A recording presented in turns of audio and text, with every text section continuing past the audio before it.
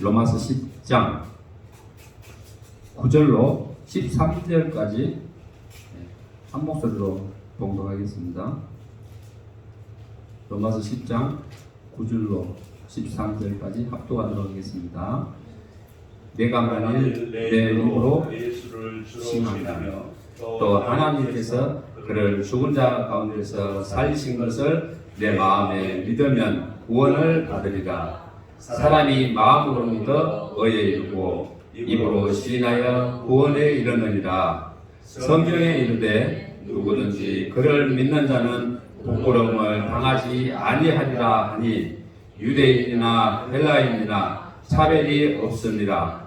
한 분이신 주께서 모든 사람의 주가 되사 그를 부르는 모든 사람에게 부요하시도다. 누구든지 주의 이름을 부르는 자는 구원을 받으리라. 아멘. 하나님은 우리를 위해서 세상을 창조해 주셨습니다. 그리고 우리를 대리 통치자로 보내주셨어요. 그래서 우리 사람은 이 세상에서 뭐라고 부릅니까? 만물의 영장이라고 부릅니다. 사람 흉내를 낼 수 있는 아무것도 없습니다. 그래서 우리가 하나님으로부터 받은 이 세상에 대한 통치권 또 영권 이런 것은 대단한 선물입니다. 그래서 우리 은혜라는 찬양이 나옵니다.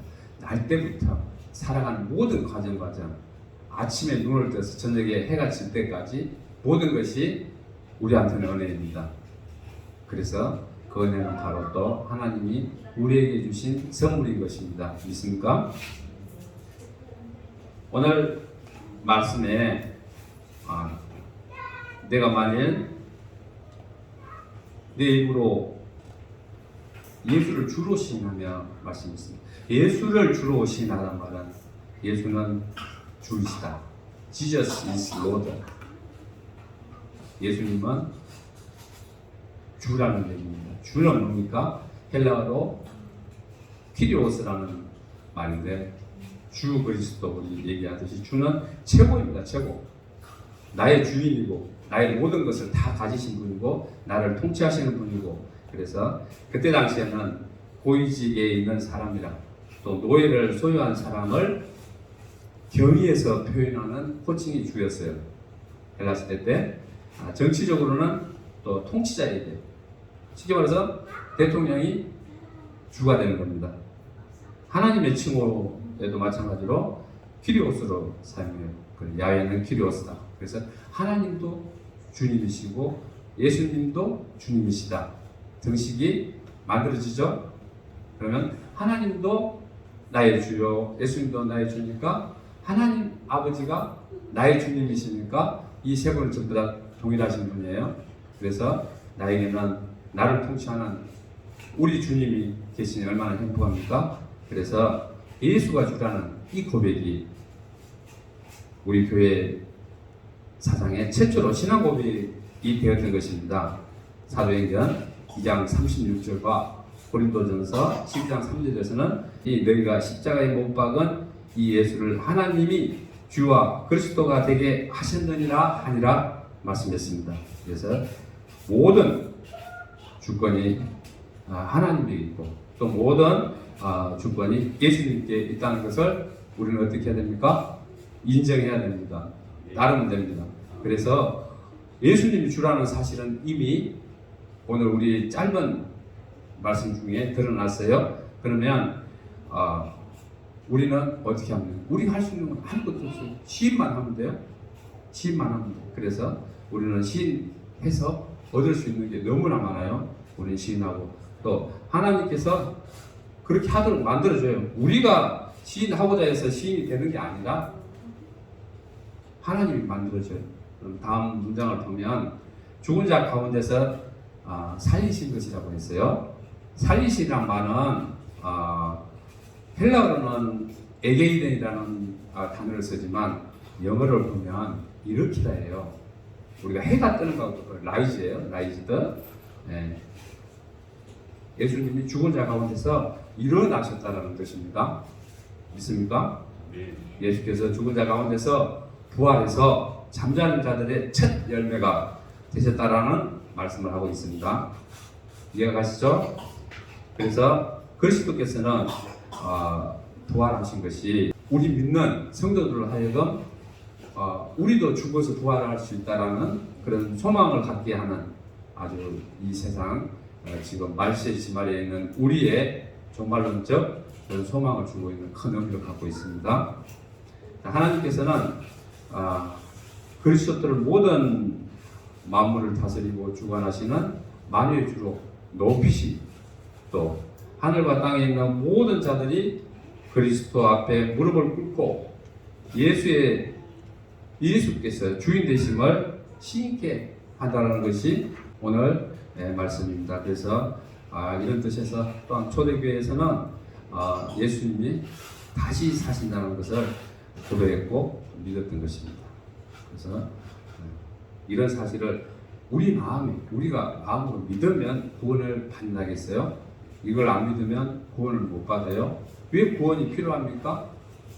하나님이 이 세상을 창조하시고 가장 먼저는 에덴 동산에서 우리와 함께 계시면서 우리를 사랑해 주셨는데 우리가 하나님의 명령에 불순종해서 에덴 동산에서 수고로운 이 세상에 열심히 일을 해야만 먹고 살 수 있는 이 세상에 나오면서 고통스러운 삶을 살기 시작했잖아요. 근데 그게 죄인 것이죠. 우리 이제 하나님 율법 안에서는 하나님에게 불순종한 것이 죄입니다. 그래서 우리는 죄를 지어서 영원히 하나님과 만날 수 없는 그런 원죄를 갖고 태어난 사람들입니다. 그래서 하나님이 우리를 다시 데려가기 위해서 이런 모든 이렇게 66권이 되는 큰 말씀의 성경을 만들어서 우리를 구원하기 위해서 작전을 펴고 계시는 거죠. 그래서 어마어마한 그 사역에 우리가 동참해서 지금 이 자리에 앉아 있다는 것은 하나님의 무한한 은혜이고 사랑임을 믿어야 될 줄로 믿습니다. 그래서 입으로 시인하는 것은 마음에 믿는 만큼 되는 것입니다. 마음에 믿음이 없으면 입으로 나오지 않죠.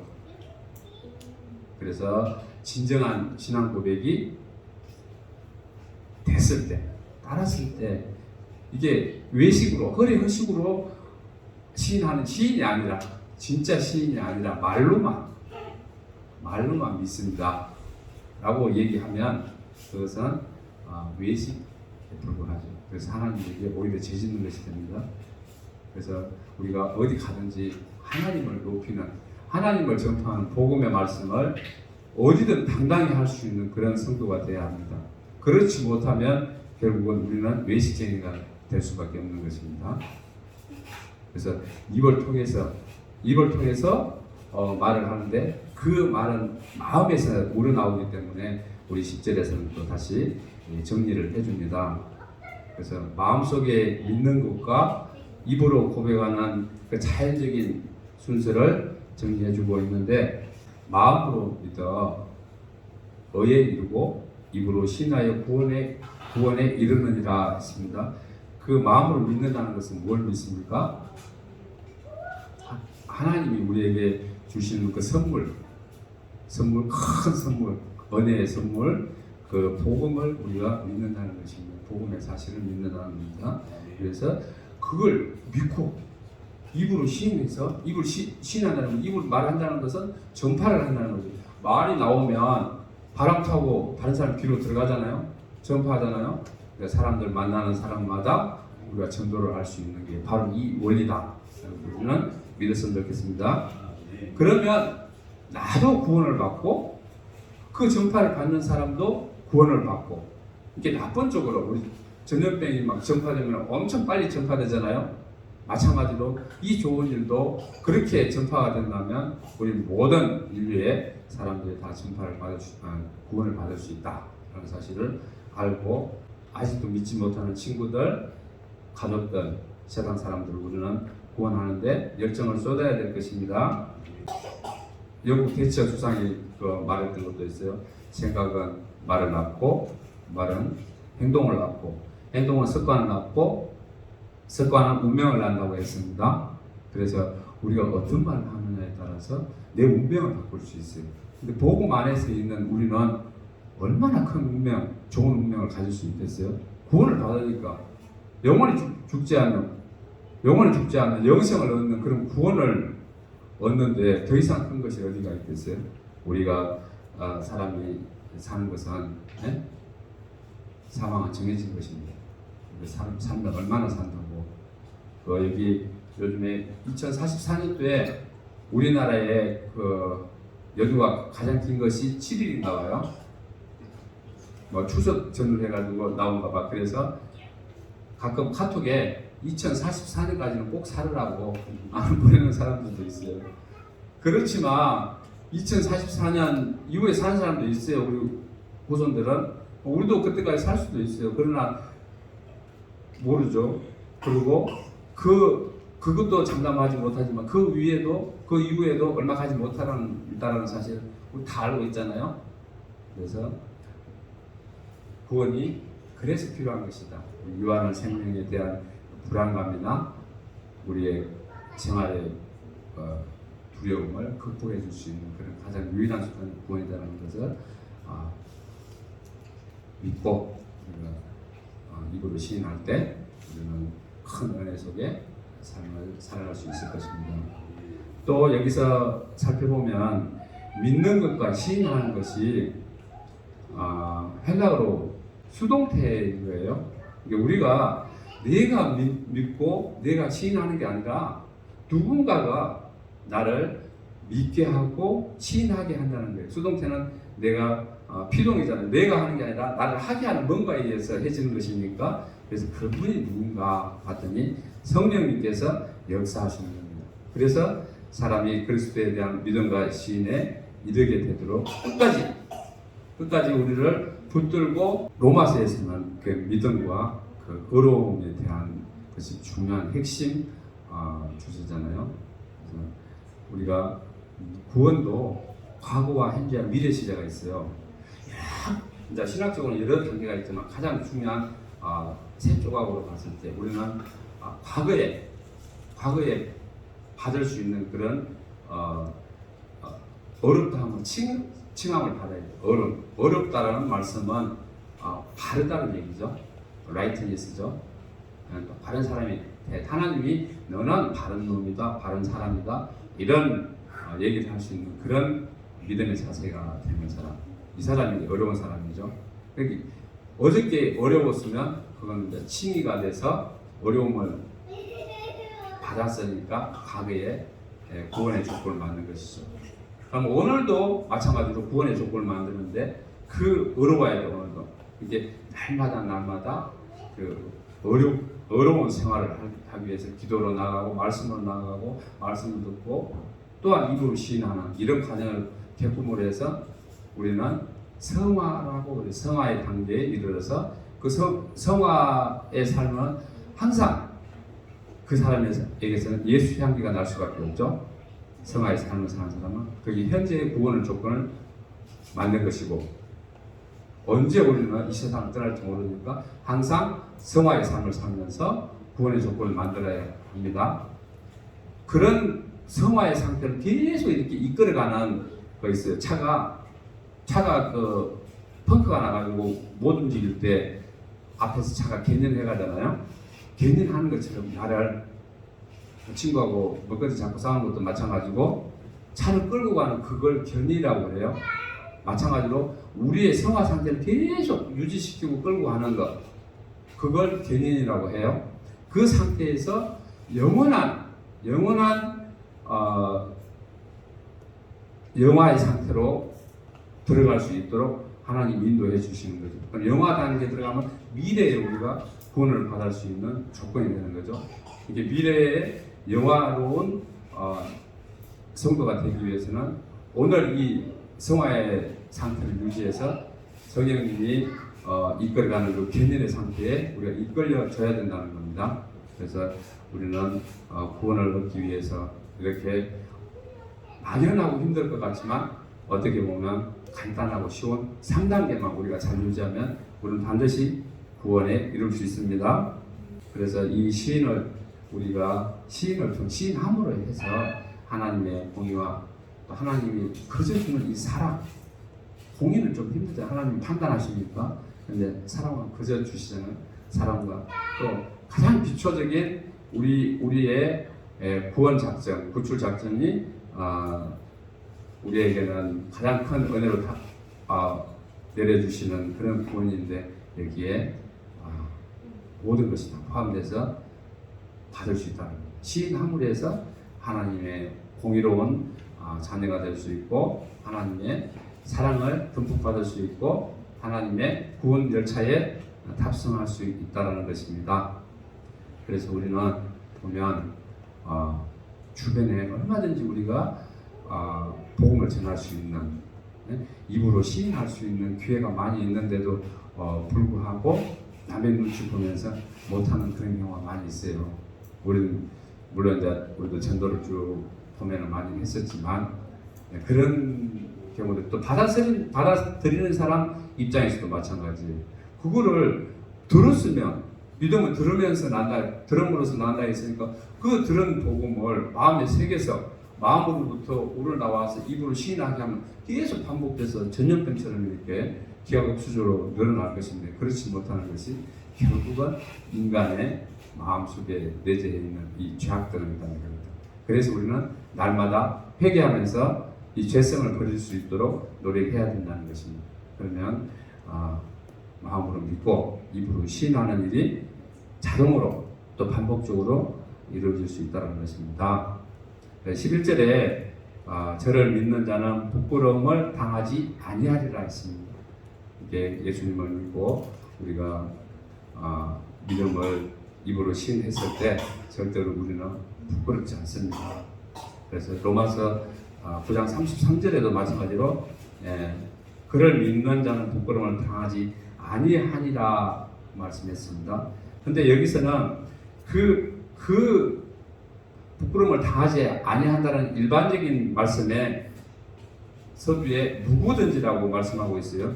그래서 우리 믿음으로 해서 실패할 일이 없다, 부끄러울 일이 없다라는 내용을 아주 강조하기 위해서 무조건 또 자생떡만 그런 일을 하고 자만만 하는 것이 아니라 누구든지 할 수 있는 일이고 그렇게만 하면 구원을 받는다라는 사실을 알려주기 위해서 이 말씀이 우리에게 주어지고 있기 때문에 우리는 우리 바울 목사님께서 우리에게 아주 일절하게 전달하고자 하는 이 말씀을 우리가 잘 새겨듣고 믿는 우리가 또 누구든지 믿을 수 있도록 이렇게 열려있는 이 복음을 널리 전할 수 있는 그런 입으로 마음으로 믿고 입으로 시인하는 그런 모든 성도가 되어야 될 것입니다.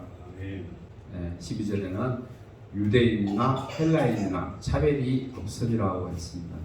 그리스도를 믿기만 하면 되는데 무슨 유대인이라고 혜택을 보고 이방인이라고 헬라인이라고 혜택을 보지 않으면 되겠습니까? 그래서 여기서 분명히 얘기합니다. 어떤 민족이든 어떤 국가이든 누구든지 간에 아까 10절에서 누구든지라는 말씀 나왔잖아요. 누구든지 차별을 받지 않고 똑같이 적용이 되어진다고 말씀하고 있습니다. 그래서 우리는 그리스도의 구원 사역에 구원 계획에 조금 더 우리는 차별 받을 이유가 없습니다. 받을 수도 없고 받아서도 안 됩니다. 그래서 우리는 우리 예수 그리스도를 믿고 입으로 시인만 하면 우리는 반드시 구원을 받는다는 사실 우리 모두가 염두에 두어야 되겠습니다. 또한 12절 후반절에 보면 한 분이신 주께서 모든 사람의 주가 되사 그를 부르는 모든 사람에게 부요하시도다 말씀했습니다. 바울께서는 구원이 유대인에게 또 헬라인 그 외 모든 이방 민족에게 차별 없이 분명히 전달된다라는 또 우리에게 은혜를 준다라는 사실을 말씀하고 있습니다. 한 주께서 같은 주님이시다. 그가 믿는 주든 내가 믿는 주든 미얀마에서 믿는 주는 그 주님은 한 분이시다. 같은 분이시다. The same Lord라고 했습니다. 같은 주님이십니다. 그래서 모든 사람의 주님이시기 때문에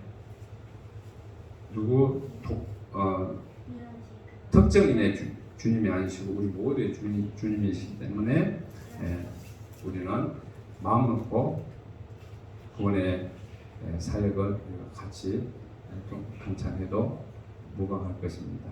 유대인이 하나님을 주님으로 믿고 있었습니다. 그 하나님은 유대인뿐만 아니라 이방인에게도 주님이 되어야 된다고 말씀하고 기록하고 있어요. 3장 29절과 30절에. 근데 이거와 똑같이 예수님도 주님으로 우리가 인정하고 입으로 시인할 때 똑같은 동일한 우리에게 구원의 은혜가 주어진다는 사실입니다. 모든 사람의 주가 된다는 사실, 만인의 주님이십니다. 그래서 예수 그리스도는 그를 부르는 예수님을 부르는 모든 자를 부요하게 하신다겠습니다. 부요하게 해주신다겠어요. 이는 주님의 부요함을 말하는 것일 뿐 아니라 보편적이고 동일한 은혜가 누구나 그 예수님을 부르는 모든 사람에게 임한다는 것입니다.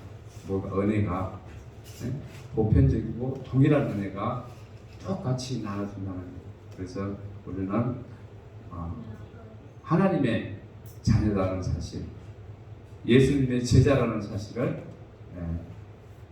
깊이 인식하고 자부심을 가지고 늘 큰 소리로 불러댈 수 있는 그런 착하고 충성된 아들, 딸들 또 제자가 되어야 될 것입니다. 근데 때로는 보면 하나님이 안 보일 때가 있는 것 같아요, 사람들이. 이게 시편 14장 1절이나 시편 53장 1절에 기록된 말씀을 보면 어리석은 자는 그의 마음에 이르기를 하나님이 없다 하도다. 그들은 부패하며 가증한 악을 행하며 선을 행하는 자가 없도다 기록하고 있습니다. 무슨 말씀입니까? 너무나 자기가 교만해서 세상에 하나님이 안 계신다고 그렇게 말을 하는 사람이 있다는 거예요. 우리 속된 말로 천벌받을 사람이죠. 그래서 때때로 그런 모습들이 참 많이 보이는 것 같아요. 이게 우리도 하나님 말씀에 불순종하고 거역하고 거스를 때는 그런 모습이 보이는 거거든요. 마찬가지로 많은 믿지 않는 사람이나 우리 가정 안에서도 아버지에 대한 질서가 좀 위기가 무너지고 있는 그런 부분들이 있다면 이 말씀을 그대로 우리 하나님 아버지를 구주로 시인하고 믿고 입으로 시인할 때 반드시 구원에 이르는 가장 큰 축복을 받는다라는 그 변화된 모습으로 우리가 사람을 바꿔놓을 수 있다는 것입니다. 우리가 이 말씀을 이 복음을 그들에게 전했을 때 그 마음의 변화가 일어나서 또한 그들도 마찬가지로 우리 하나님 아버지와 예수님을 주로 시인하고 자기 마음의 믿음을 또 전파할 수 있는 복음을 전파할 수 있는 그런 사람들이 다 될 것입니다. 때로는 그 아버지를 거스르고 있는 사람들한테 참 이런 말을 해주고 싶어요.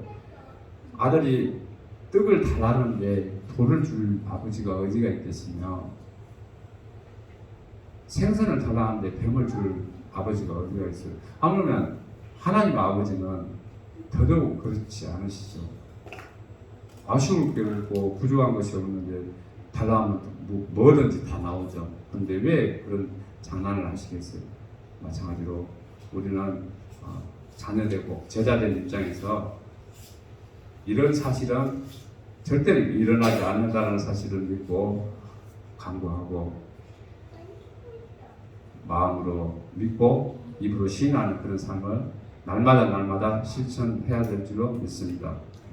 그래서 13절에 누구든지 주의 이름을 부르는 자는 구원을 얻으리라 했습니다.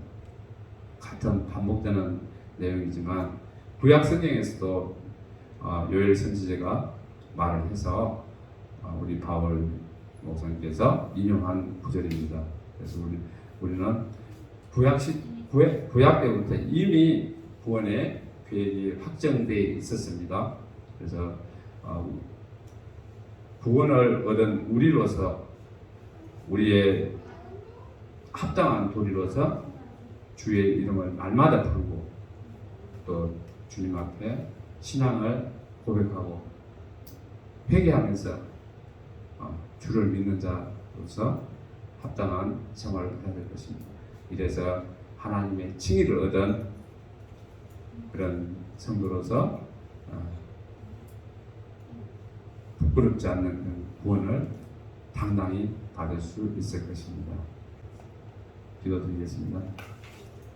하나님 아버지 감사합니다. 늘 사랑과 은혜가 풍성하셔서 저희를 풍족하게 하시고 신만한 물가로 인도하셔서 늘 평안을 허락하여 주시니 감사드립니다. 우리가 마음으로 믿는 것을 입으로 시인만 하면 되는 것을 생활 속에 실천하지 못하고 살아가는 저희들이 모습이 있다면 용서하시고 우리가 날마다 주님이 주시는 양식으로 힘을 얻어서 힘차게 복음을 전파하는 모든 사역자가 되어 우리가 소망을 두고 있는 저 주님 계신 하늘나라에 상급을 위하여 최선을 다하는 우리 모든 성도가 될 수 있도록 인도하여 주시옵소서. 감사드리며 우리 구주 예수 그리스도의 이름으로 기도드립니다.